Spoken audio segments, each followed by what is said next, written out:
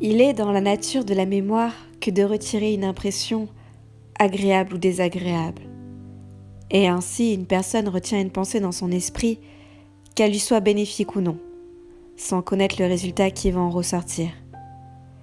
C'est comme un enfant qui tient un hocher dans sa main et se tape sur la tête avec et pleure de douleur, mais sans jeter le hocher.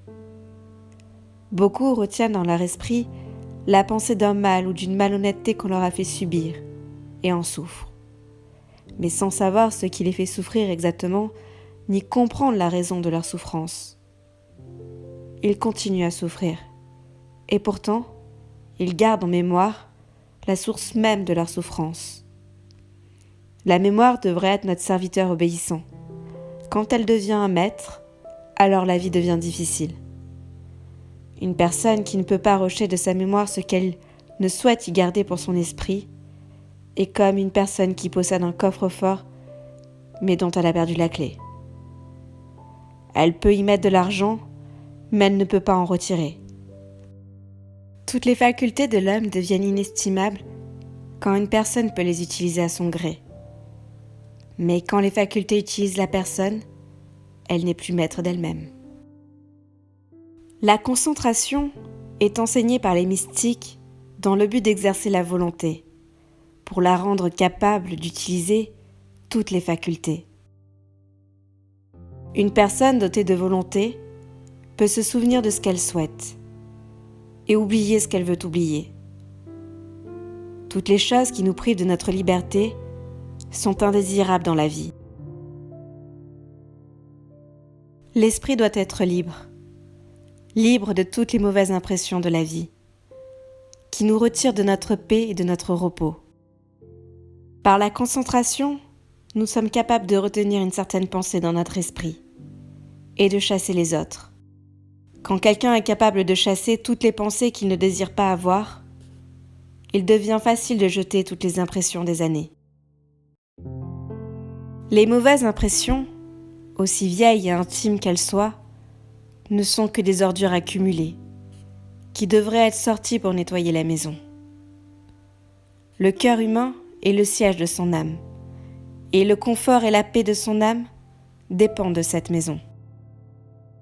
La pureté de l'esprit requiert la destruction de toutes les mauvaises impressions qui se sont accumulées ou que l'esprit reçoit. On peut détruire ces impressions de 5 façons, chacune dépendant de l'impression que l'on veut faire disparaître. Il est des impressions que l'on veut laver de notre esprit. D'autres doivent être effacées de sa surface comme une feuille de papier. Certaines sont comme de la poussière sur un vêtement qu'il faut battre. D'autres se brûlent comme du bois et finissent en cendres. Certaines, enfin, doivent être noyées. Enterrer certaines impressions comme on enterre un cadavre, trouvez toutes les manières de les annihiler qui sont adaptées aux vôtres, pour que votre esprit en soit nettoyé. Car l'esprit n'est pas seulement notre moyen de penser et de raisonner, il est le roi de notre être, et des conditions de notre santé d'esprit dépend notre santé, notre joie et la paix de notre vie. Bien sûr, la question demeure de ce que nous devons détruire ou garder à l'esprit. Collectionnez et gardez tout ce qui est beau, et détruisez tout ce qui l'est. Collectionnez tout ce qui est agréable, et détruisez tout ce qui a l'effet inverse sur vous. Collectionnez tout ce qui est harmonieux, et détruisez tout ce qui détruit la paix de votre vie.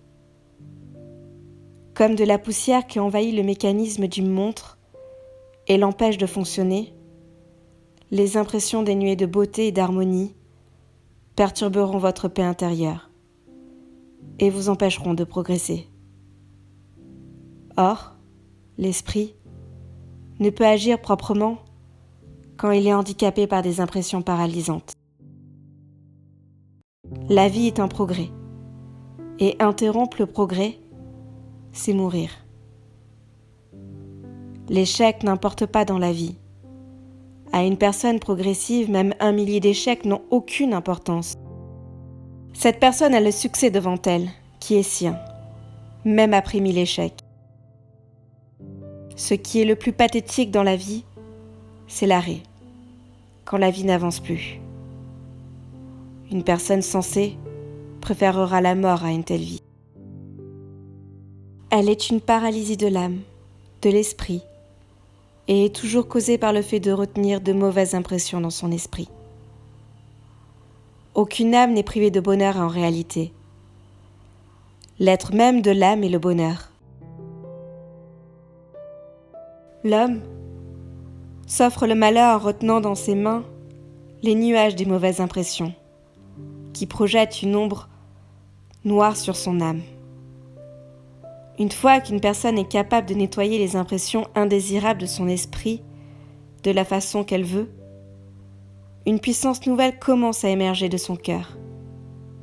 Elle ouvre la voie à l'accomplissement de tous ses souhaits, attirant à elle tout ce qu'elle requiert, dégageant tous les obstacles de son chemin et rendant son atmosphère spirituelle limpide.